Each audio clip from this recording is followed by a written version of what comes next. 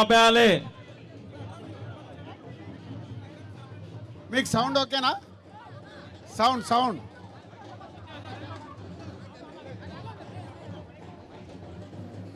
Good evening. So ఈ దేతడి అనే కథ పుట్టడానికి కారణం ఆదిత్య. సో ఎక్కడో హైదరాబాద్ నుంచి అమెరికా వెళ్ళి అక్కడ ఎంఎస్ చేసి మళ్ళీ బ్యాండ్ వాళ్ళ గురించి ఒక కథ రాసి హైదరాబాద్ కల్చర్, హైదరాబాద్లో ఉండే ఫెస్టివల్స్ గురించి ఈ సినిమా ఒక బ్యాండ్ కొట్టుకునే కుర్రాడు గురించి తన లైఫ్లో చూసిన ఇన్సిడెంట్స్ అన్నిటినీ ఒక కథగా గన్ను అనే క్యారెక్టర్కి ఒక కథ రాయడము. ఆదిత్య హైదరాబాద్లో ఉండే ఎల్లమ్మ లగ్గం దగ్గర నుంచి ప్రతి ఒక్క ఫెస్టివల్, బోనాల్ది కానీ, వినాయక చవితిది వచ్చేది కానీ, అమ్మవారిది కానీ, అలాగే సదర్ కానీ, ఇలా హైదరాబాద్ కల్చర్ గురించి ఈ సినిమా తీయబోతున్నాడు. సో ఆల్మోస్ట్ ఒక 1 year నుంచి ఆశీష్ అండ్ ఆదిత్య అందరి బ్యాండోళ్ళ చుట్టూ తిరుగుతూ వాళ్ళ కథల్ని తెలుసుకుంటూ వాళ్ళ లైఫ్లో ఉండే ఇన్సిడెంట్స్ అన్నిటినీ పోగు చేసి ఒక దేతడి అనే కథ ఫైనల్గా రాశాడు.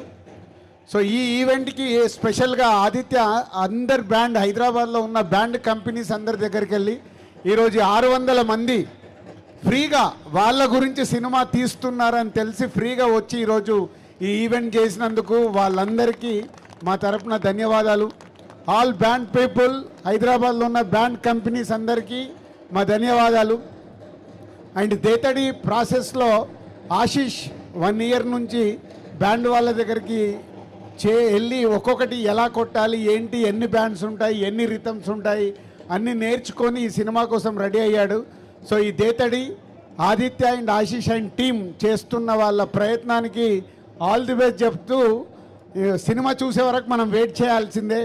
సో కథ ఆదిత్య అద్భుతంగా రాసుకున్నాడు. దానికి ప్రసన్న మా సంస్థలో ఆల్రెడీ సినిమా చూపిస్తామా, నేను లోకల్, హలో గురు, ప్రేమ కోసం ఇలాంటి సినిమాలకి రాశాడు ప్రసన్న.